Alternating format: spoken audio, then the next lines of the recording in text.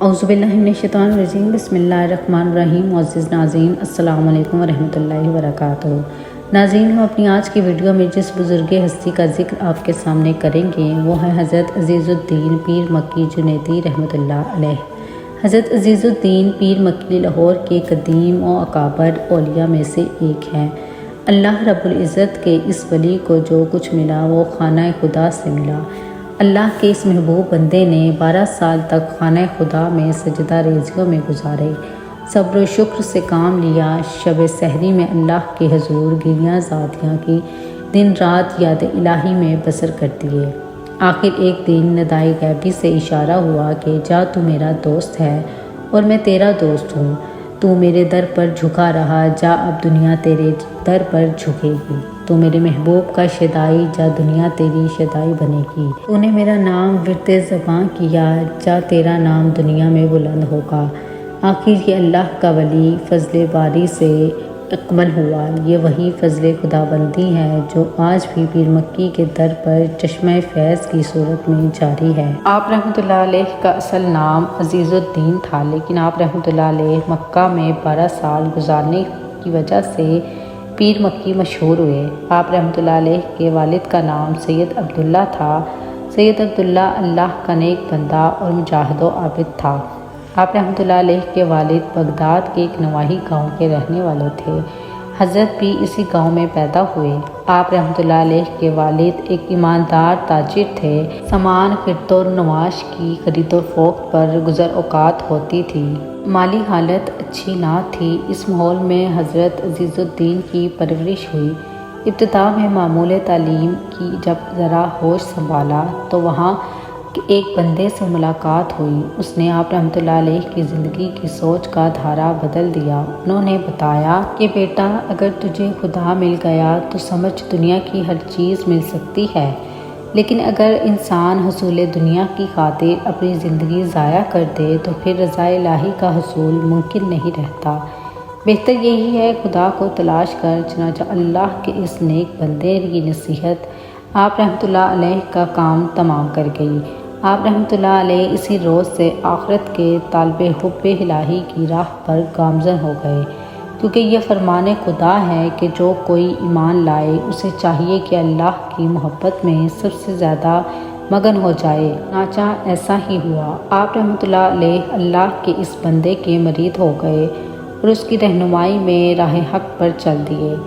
یہ اللہ کا بزرگ سلسلہ جنیدیہ سے تعلق رکھتا تھا، اس لیے آپ رحمۃ اللہ علیہ کے پیر کی نسب سے آپ رحمۃ اللہ علیہ کو جنیدی کہا جاتا ہے۔ یاد رہے کہ اللہ اس پر ضرور اپنا فضل فرماتا ہے جو اس کا متلاشی بن جاتا ہے۔ ایسے ہی حضرت پیر مکی رحمۃ اللہ علیہ رضا الہی کے طلبگار ہوئے اور اپنی زندگی کو عشق الہی کے تابع کر دیا۔ رات دن اس کی یاد میں مصروف رہے۔ آخر کار ایک روز راہ حق کی مشقت رنگ لے آئی اور آپ رحمۃ اللہ علیہ ایک کامل و اعلیٰ اکبر ولیوں میں سے ایک ولی بن گئے۔ آپ رحمۃ اللہ علیہ پر جوانی کا عالم تھا کہ بغداد میں ایک روز آپ رحمۃ اللہ علیہ کو پتہ چلا کہ چند افراد کا قافلہ حج کے لیے جانے والا ہے۔ چنانچہ آپ رحمۃ اللہ علیہ اس قافلے کے ہمراہ حج کے لیے سن 562 ہجری بمطابق 1166 عیسوی میں مکہ معظمہ کی طرف چل دیے۔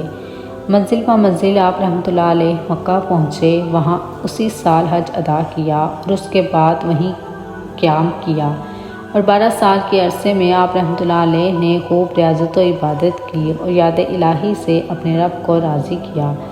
آخر ایک روز ایسا آیا کہ آپ رحمۃ اللہ علیہ رحمت خداوندی سے روحانیت میں اکمل ہو کر ولی کامل بن گئے اور پیر مکی کے نام سے مشہور ہوئے۔ مکہ معظمہ میں قیام کے دوران آپ رحمۃ اللہ علیہ نے مکہ کے اکابر صالحین سے ملاقاتیں کی اور ان سے کسب و فیض کیا، اور خاص کر اللہ کے وہ نیک اور صالحین خانہ کعبہ کے زمانے میں محو عبادت تھے اور خالق خدا کی خدمت میں مصروف تھے، کی صحبتوں سے بھی آپ رحمۃ اللہ علیہ فیض یاب ہوئے۔ جب آپ رحمۃ اللہ علیہ 12 سال میں روحانی مناظر طے کر چکے تھے تو ایک روز آپ رحمۃ اللہ علیہ کو اشارہ غیبی حاصل ہوا، ہندوستان میں جا کر تبلیغ کرے۔ چنانچہ آپ رحمۃ اللہ علیہ اشارہ ربانی پانے پر مکہ معظمہ سے جدا ہوئے۔ مکہ سے روانہ ہو کر آپ رحمۃ اللہ علیہ مدینہ منورہ آئے اور وہاں کچھ عرصہ قیام کیا اور رسالت رسول صلی اللہ علیہ وسلم کی باطنی محبت سے خوب مالا مال ہوئے۔ وہاں آپ رحمۃ اللہ علیہ نے خوب روحانی مشاہدہ کیا، رسول اقدس کی حضوری سے فیضیاب ہوئے۔ روضہ رسول صلی اللہ علیہ وسلم پر حاضری دینے کے بعد آپ رحمۃ اللہ علیہ منزل بر منزل سفر طے کرتے ہوئے اپنے وطن واپس بغداد آئے۔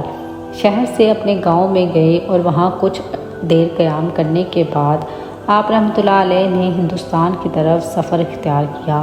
آج کل اور قدیم زمانے کے سفر میں بہت فرق ہوتا تھا۔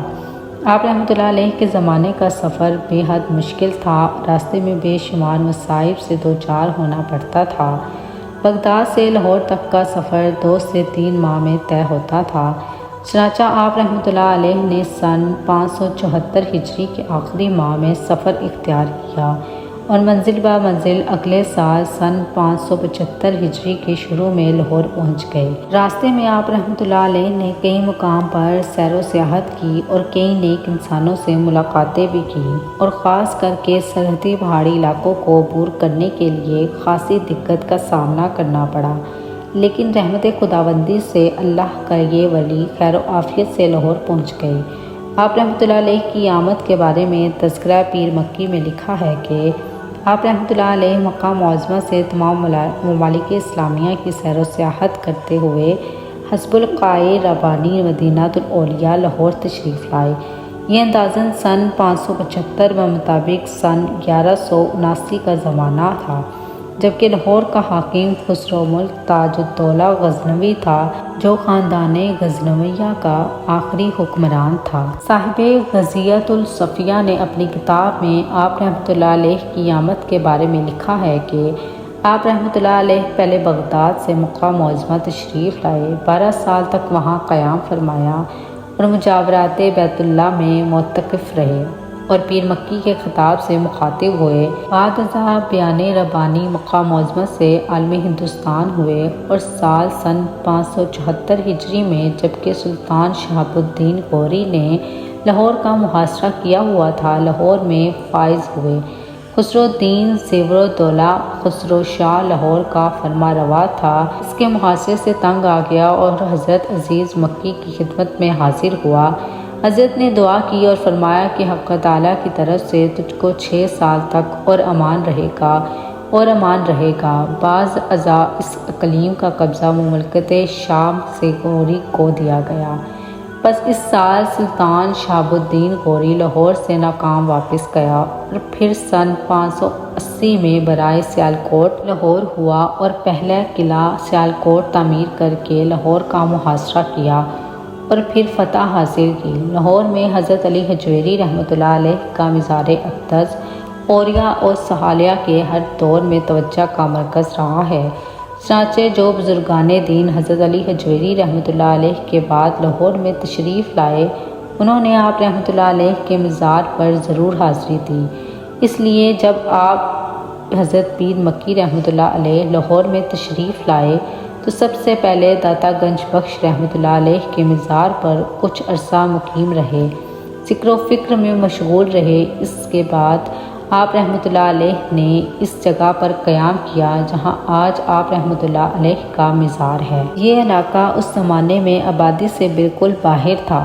تاریخ لاہور اس بارے میں شاہد ہے کہ جو اولیاء کرام لاہور میں آ کر قیام پذیر ہوئے، انہوں نے ہمیشہ آبادی سے باہر ڈیرا لگایا، کیونکہ اللہ کے ولیوں کو خلوت سے خاصی لگن ہوتی ہے، کیونکہ خلوت میں جو یاد الہی کا مزہ آتا ہے وہ دنیا داری میں رہ کر کم ہوتا ہے۔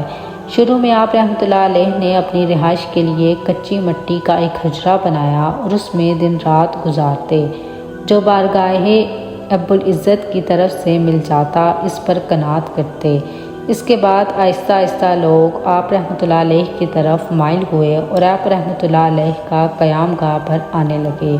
کیونکہ آپ رحمۃ اللہ علیہ ولی کامل تھے، اس لیے جو مسائل بھی آپ رحمۃ اللہ علیہ کے در پر آتا مراد پاتا۔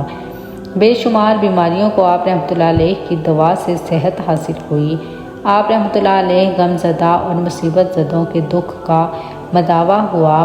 اس طرح بے شمار مخلوق خدا نے آپ رحمۃ اللہ علیہ سے فائدہ اٹھایا۔ طالبان سکوت کی راہ کو حق ملا۔ آخری عمر میں آپ رحمۃ اللہ علیہ کی بزرگی کی بے پناہ شہرت ہوئی۔ آپ رحمۃ اللہ علیہ گائے بگائے داتا گنج بخش رحمۃ اللہ علیہ کے آستانے پر حاضری دیتے رہتے تھے۔ جب دل چاہتا ارد گرد کے علاقوں میں گھوم پھر لیتے۔ آپ رحمۃ اللہ علیہ کا مشرب صوفیانہ تھا، پابند صوم و صلات تھے۔ آپ رحمۃ اللہ علیہ نے اپنے حجرے کے پاس ایک سایہ دار درخت لگائے۔ گرمیوں میں اکثر ان کے سائے میں دن کا بیشتر حصہ گزارتے۔ آپ رحمۃ اللہ علیہ کی راتوں کا زیادہ تر حصہ یاد الہی میں گزرتا اور دن مخلوق خدا کی خدمت میں۔ جس زمانے میں آپ رحمۃ اللہ علیہ لاہور میں قیام پذیر تھے، اس دور میں لاہور میں علماء و فضلہ کی کثرت تھی۔ اس کے بارے میں تاج الدین حسن بن نظامی صاحب تار المشائق میں لکھتے ہیں، اس زمانے میں یہ شہر تقویٰ اور تقویٰ اختیار کرنے والوں کا مرکز بن چکا تھا اور اس شہر کی 90% آبادی علم کے زیور سے مالا مال تھی۔ اس جگہ فقر مدبر مبارک شاہ اور تاج الدین حسن نظامی جیسے محققین اور مورخین، سید احمد تختہ ترمذی جیسے اولیاء و اصفیاء مقیم تھے۔ ان کے علاوہ بے شمار شاعر، ادیب اور فاضل موجود تھے جن کے کارناموں سے تاریخ کے اوراق بھرے پڑے ہیں۔ مزید برائے اس لاہور میں اس زمانے میں اس قدر کتب خانے تھے کہ فقر مدبر نے صرف ایک کتاب ترتیب دینے کے لیے اس شہر کے کتب خانوں کی 1000 کتابوں سے مواد حاصل کیا۔ اس سے ظاہر ہوتا ہے کہ لاہور میں علم و فضل کا دورہ ہونے کے باوجود بے شمار اہل علم حضرات آپ رحمۃ اللہ علیہ کی ذات اور ببرکت سے مستفید ہوئے۔ آپ رحمۃ اللہ علیہ نے لاہور میں 36 سال سے چند ماہ زائد قیام کے بعد آخری عمر میں بیماری کے باعث سن 612 ہجری بمطابق سن 1215 عیسوی میں اس جہان رنگ و بو سے آخرت کو کوچ کیا اور آپ رحمۃ اللہ علیہ کو آپ کے حجرہ مبارک میں دفن کیا گیا، جہاں آج آپ رحمۃ اللہ علیہ کا مزار اقدس موجود ہے۔ آپ رحمۃ اللہ علیہ کا مزار بھاٹی دروازے سے آگے راوی روڈ پر ایک گلی کے آخر میں واقع ہے۔ مزار مبارک پر ایک گنبد بنا ہوا ہے۔ آپ رحمۃ اللہ علیہ کے مزار کے قریب ایک مسجد بھی ہے جہاں ہر سال لاکھوں لوگ حاضری کے لیے تشریف لاتے ہیں۔ امید کرتی ہوں کہ آپ لوگوں کو ہماری ویڈیو پسند آئی ہوگی۔ اگر آپ کو ہماری ویڈیوز پسند ہیں تو ہم سے اپنی رائے کا اظہار ضرور کریں اور مزید ویڈیوز دیکھنے کے لیے ہمارے چینل سیدہ ارم شاہ کو سبسکرائب کریں اور اپڈیٹس کے لیے بیل آئیکن کے بٹن کو بھی دبا دیجیے۔ اپنی دعاؤں میں ضرور یاد رکھیے گا۔ زندگی نے وفا کی تو اگلی بار ایک نئی معلوماتی ویڈیو لے کر آپ کی خدمت میں حاضر ہوں گی۔ تب تک کے لیے اللہ حافظ۔ اللہ پاک آپ سب کا حامی و ناصر ہو۔